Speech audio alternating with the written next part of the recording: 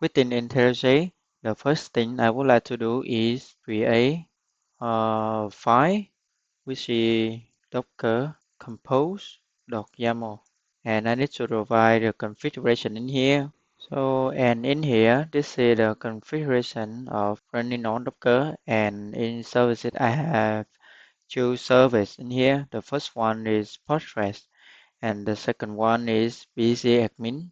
For you don't know, Docker is I am in Docker official documentation, and Docker is open platform for developing, shipping, and running application. Docker enable you to separate your application from your infrastructure so you can deliver software quickly. So basically, the Docker do is instead of you install the Postgres or BZadmin or other software locally, you can use Docker and then you just only download the Docker image and then run Docker container so that you will have the software running very easy and very quick. And also Docker support multi-platform.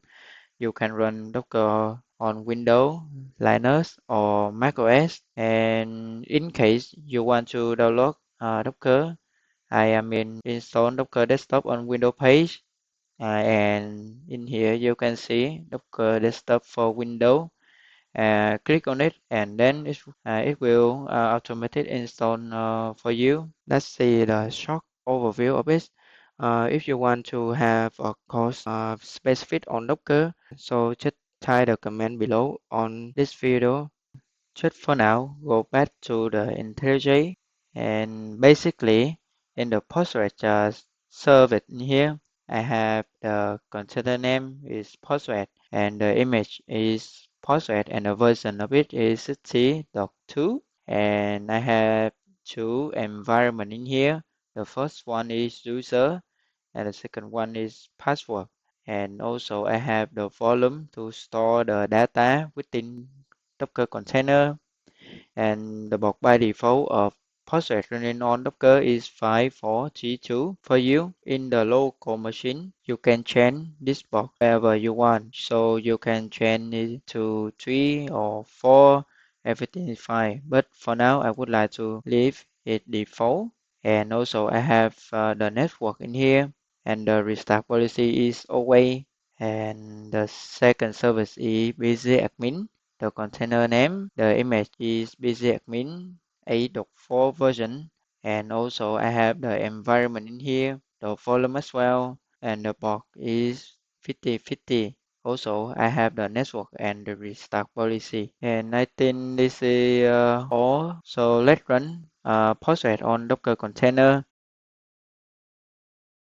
And in here, I have a Docker tab, but in case you don't have, you can go to plugin, and then you can search with Docker and select this checkbox in here and install. Then you will have a Docker login within IntelliJ. So for now, you can run from this one or you can run via terminal. So for me, I would like to run via terminal. Let's type docker compose up D for detach mode, enter. So now you can see the network is created for us.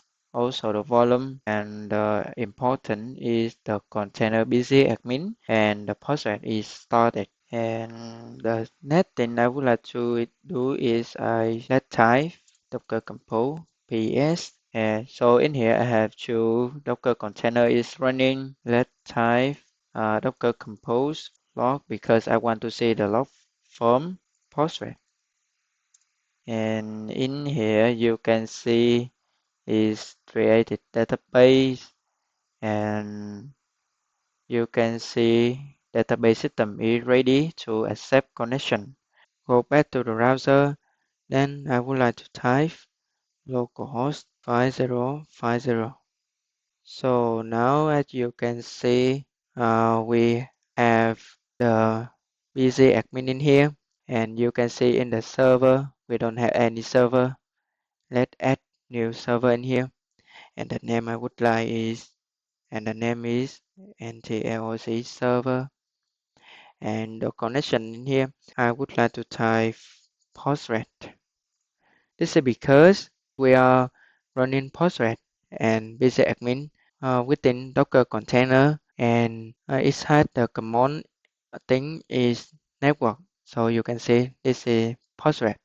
In case you install the basic admin locally or Postgres, you need to type localhost in here. But for my case, you just type the PostgreSQL for the port is 5432, and in case your Docker compose file change to another port, for example 5433, then you need to adjust this one from 2 to 3 as well. But for now, let's stay with 2, and the username is ntloc, and the password is password.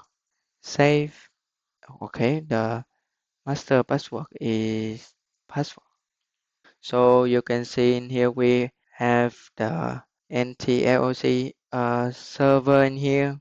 So now you can see we already set up the Postgres database running on Docker and waiting to connect. Next, let's go ahead and add the dependency into our application.